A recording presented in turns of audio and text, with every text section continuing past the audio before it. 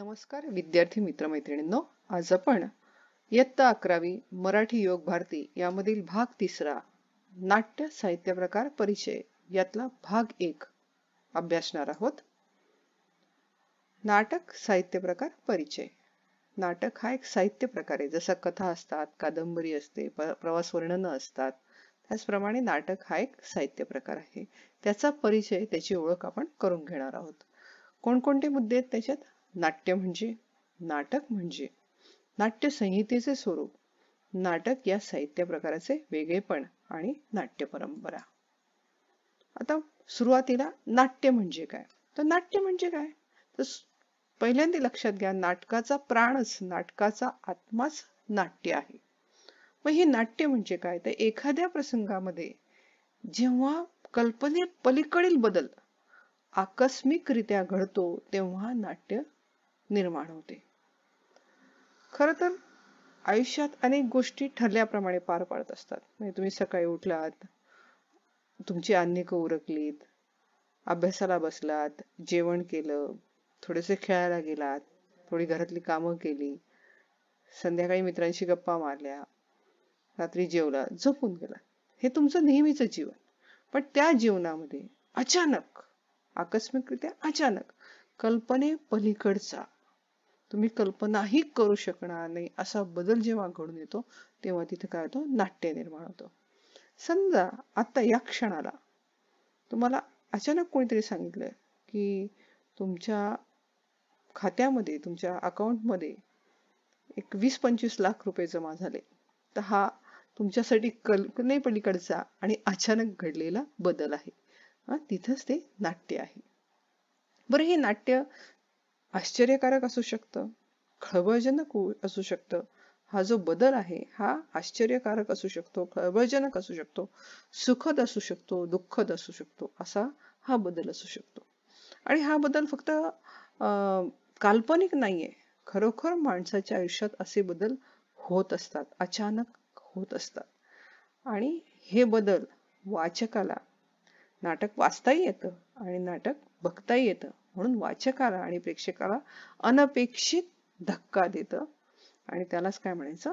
नाट्य. नाटक म्हणजे काय? तर सुरुवातीला अगोदर समजून घ्या, नाटक हा कथा, कादंबरी, कविता याप्रमाणेच एक साहित्य प्रकार आहे. साहित्याचा, मराठी साहित्यातला हा एक प्रकार आहे. मराठी साहित्य म्हणण्यापेक्षाही जागतिक साहित्यातला, कुठल्याही साहित्यातला नाटक हा एक प्रकार आहे. नाटक हा दृक्श्राव्य, दृक बघता येतो, त्याचबरोबर ऐकताही येतो, असा हा साहित्य प्रकार आहे. नाटक ऐकता येते, पाहता येते आणि वाचताही येते.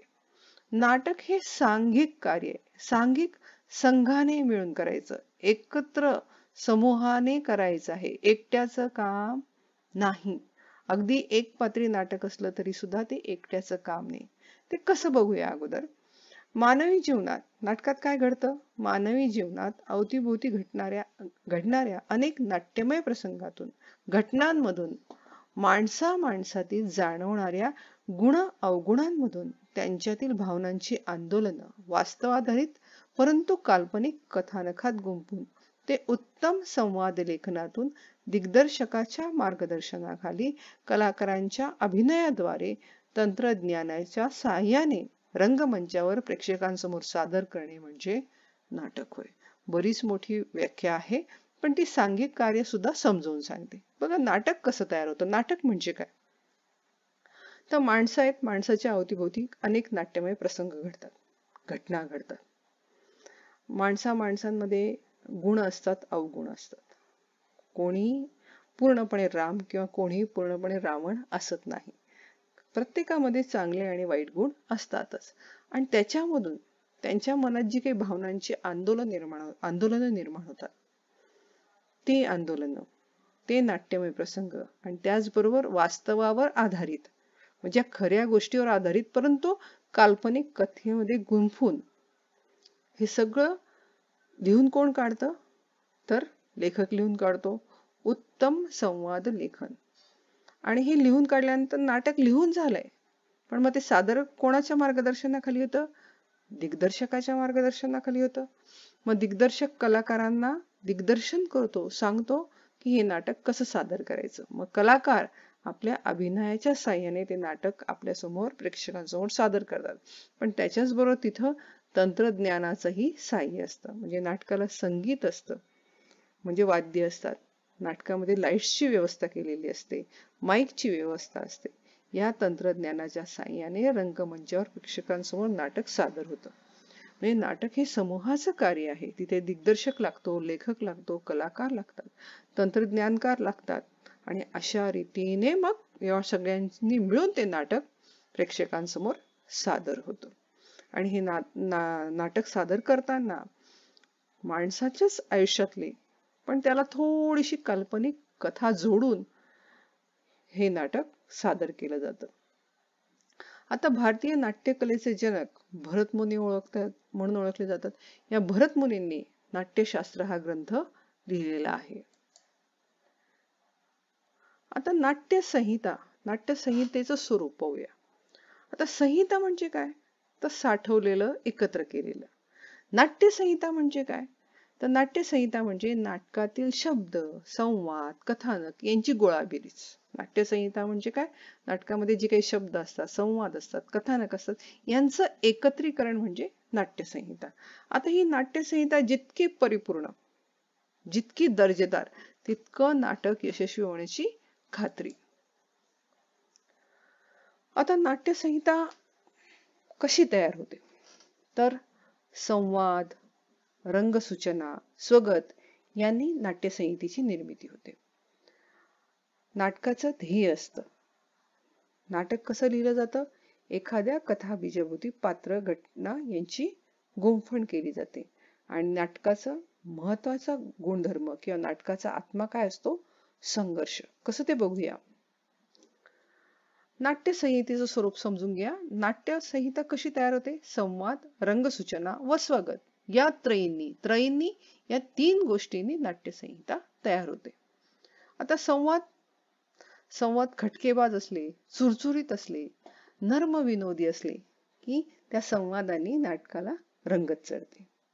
रंगसूचना म्हणजे काय असतं? तर नाटकामध्ये, कथानकामध्ये प्रसंगामध्ये बदल झाला, दृश्यामध्ये बदल झाला, काळ बदलला, या संबंधीच्या सूचना कंसात दिलेल्या असतात. जर नाटकाचं पुस्तक पाहिलं असेल तर संवादाच्या अगोदर पात्र बोलताना त्याच्या संवादाच्या अगोदर कंसात काही वाक्य असतात. ही म्हणजे रंगसूचना असते. आणि तिसरं महत्वाचं स्वगत. स्वगत म्हणजे काय? स्वतःशी बोलणं. आता पात्र एकमेकांशी बोलतात, पण बरेचदा एखादं पात्र स्वतःच्या मनात काय चाललंय ते सांगत असतं. ते नाटकातली इतर पात्र ऐकत नाहीत, ऐकू शकत नाही, पण प्रेक्षकांना ते समजतं आणि पात्राच्या मनातले विचार आपल्यापर्यंत पोहोचतात. अनेक गाजलेल्या नाटकातील स्वगत प्रचंड प्रसिद्ध आहेत. स्वगत ही बरीच मोठी असतात, दीर्घ असतात. तर संवाद, रंगसूचना आणि स्वगत या 3 गोष्टींनी नाट्यसंहिता तयार होते. आता नाटकाचं ध्येय काय असतं? की सामाजिक स्थितीचं, समाजामध्ये जे काही चाललंय त्याचं यथार्थ, अर्थपूर्ण आणि रसपूर्ण, म्हणजे ते मनोरंजन पण वाटलं पाहिजे, लोकांना आवडलं पाहिजे असं दर्शन घडवणं हे नाटकाचं ध्येय असतं. मग नाटक हे करणार आहे, समाजातली स्थिती घडवणार आहे. आता समाजातली स्थिती जेव्हा घडवतं तेव्हा समाजामध्ये काय असतात? माणसं असतात. माणसांच्या मनामध्ये जे काही चालतं त्याची दखल नाटक घेत असतं. बघा, समाजामध्ये जे काही घडतं ते कशाचं रूप आहे, कशाचं दर्शन आहे, कशाचं प्रतिबिंब आहे? तर माणसाच्या मनामध्ये चाललेल्या खळबळींचं, त्याच्या विचारांचं, आणि त्याची दखल नाटक घेत असतं. आणि या मनोव्यापारांचं दखल घेताना स्वगताचा परिणामकारक वापर केला जातो. बघा, मगाशी पण आपण बघितलं की स्वगत म्हणजे काय? स्वतःशी बोलणं. माणसाच्या मनातले विचार मोठ्याने बोलून दाखवण्यासाठी स्वगताचा परिणामकारकपणे वापर केला जातो. पुढे बघूया. आता नाटक कसं तयार होतं? तर सुरुवातीला असते कथाबीज. आता हे कथाबीज कुठे सापडतं? तर समाजात घडणाऱ्या गोष्टीमधून. एखादी पेपर मधली बातमी, आपल्या आसपास घडणारी एखादी घटना, याच्यातून कथाबीज नाटककाराच्या मनात पडतं. मग त्याच्याभोवती तो पात्रांची गुंफण करतो, वेगवेगळ्या घटनांची गुंफण करतो आणि वैशिष्ट्यपूर्ण व दमदार कथानक तयार करतो. बरं, आता याच्यात विषय कुठले असतात? तर समाजात जे काही विविध स्तर आहेत, आर्थिक दृष्ट्या असतील, सामाजिक दृष्ट्या असतील, आणखी वेगवेगळ्या दृष्टीचे जे काही स्तर आहेत, त्या लोकांना जिव्हाळ्याचे वाटणारे विषय आहेत, त्या विषयांवर हे कथानक तयार होत असतं. आणि नाटकात महत्वाची गोष्ट आहे ती संघर्ष. लक्षात ठेवा, संघर्षाशिवाय नाटक नाही. आणि हे नाटक परस्पर विरोधी स्वभावातून, कृतीतून, भावभावनांच्या तणावातून संघर्ष निर्माण होतो आणि नाटक उंचीला पोचतं. नाटकामध्ये वेगवेगळी पात्र असतात, त्यांचे वेगवेगळे स्वभाव असतात. कोणाचा चांगला असतो, कोणाचा वाईट असतो, कोणी चांगल्या कृती करणार असतं, कोणी वाईट कृती करणार असतं. एकमेकांच्या मनामध्ये ज्या काही भावभावना निर्माण होतात, त्यांच्या तणावातून संघर्ष निर्माण होतो. इथे एक उदाहरणार्थ मी रामायणाचं उदाहरण घेते. रामायण हे काही नाटक नाहीये, ते एक मोठं महाकाव्य आहे. पण आपण सहज तुम्हाला माहिती आहे त्याच्यासाठी उदाहरण म्हणून सांगते. आता राम चांगल्या स्वभावाचा, एकनिष्ठ, एकबाणी, एकपत्नीव्रताचा, त्याच्या विरुद्ध रावण दुष्ट असं त्याची प्रवृत्ती. दोघही परस्पर विरोधी म्हणून त्यांच्या दोघांमध्ये त्यांच्या कृतींमुळे संघर्ष निर्माण झाला. आणि हा संघर्ष जो आहे, राम रावण युद्ध हे जे आहे, ते रामायण ह्या महाकाव्याचा एकदम शीर्षबिंदू आहे, उच्च बिंदू आहे. आणि इथे नाटकाच्या बाबतीत सुद्धा तेच घडतं की संघर्ष हा नाटकाचा हा उच्च बिंदू असतो. इथे नाटक महत्वाचं रूप धारण करत असतं. आता नाटक वेगळं कसं आहे? इतर साहित्य प्रकारापेक्षा नाटक वेगळं कसं आहे? तर नाटक हे प्रेक्षकनिष्ठ असतं. नाटक वाचता येतं, पण नाटक प्रामुख्याने पाहण्यासाठी असतं. त्यामुळे ते काय असतं? प्रेक्षकनिष्ठ. आणि कथा, कादंबरी हे प्रकार वाचकनिष्ठ असतात. नाटक हा समूहाचा आविष्कार असतो. आपण बघितलं की नाटक सादर करायला दिग्दर्शक लागतो, अभिनेते लागतात, त्याच्यानंतर तंत्रज्ञानकार लागतात, त्याच्यानंतर नेपथ्यकार लागतो, संगीतकार लागतो आणि मुख्य म्हणजे नाटक लिहिण्यासाठी लेखक सुद्धा लागतो. म्हणजे अशी एवढी सगळी माणसं मिळून नाटक तयार होत असतं.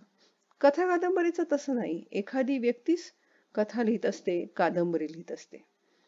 आता नाटकातील शब्द तुमच्यापर्यंत पोहोचताना निदान 4 तरी घटक असतात.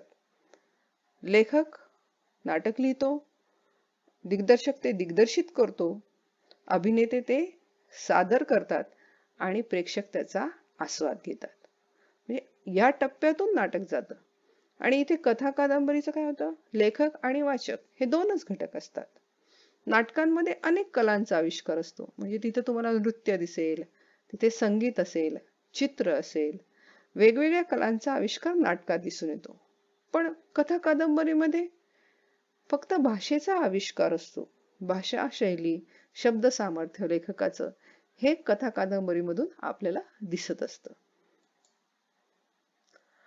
आपण आता नाट्य परंपरा जाणून घेऊया. मराठी नाट्य परंपरा अतिशय दैदिप्यमान आहे, कौतुकास्पद आहे. म्हणजे संपूर्ण भारतामध्ये फार नाट्य परंपरा जपणारी फार थोडी राज्य आहेत, त्याच्यापैकी महाराष्ट्र हे एक आहे. आता कालमानाने बघायचं तर आधुनिक मराठी नाटकातील पहिलं नाटक कुठलं आहे? तर 1843 सालचं विष्णुदास भावे लिखित सीता संवर हे नाटक. हे संगीत नाटक होतं. तसंच लिखित स्वरूपातील पहिली नाट्यसंहिता कुठली आहे? तर 1855 साली महात्मा फुले लिखित तृतीय रत्न. आणि नाटक या साहित्य प्रकारास पूरक अशा कला आपल्याकडे होत्या.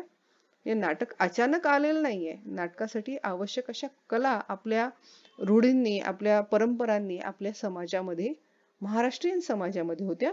त्या कुठल्या? तर लळीत आहे, गोंधळ आहे. याच्यापैकी तुम्हाला गोंधळ 100% माहिती असणार आहे. कीर्तन तुम्ही ऐकलं असेल, पोवाडे आहेत, दशावतार आहेत, तमाशे आहेत. हे सर्व हे पूरक कला आहे. याच्यातूनच आत्ताच्या नाटकाची निर्मिती झाली असं आपल्याला म्हणता येईल. इथे आपण थांबूया. धन्यवाद.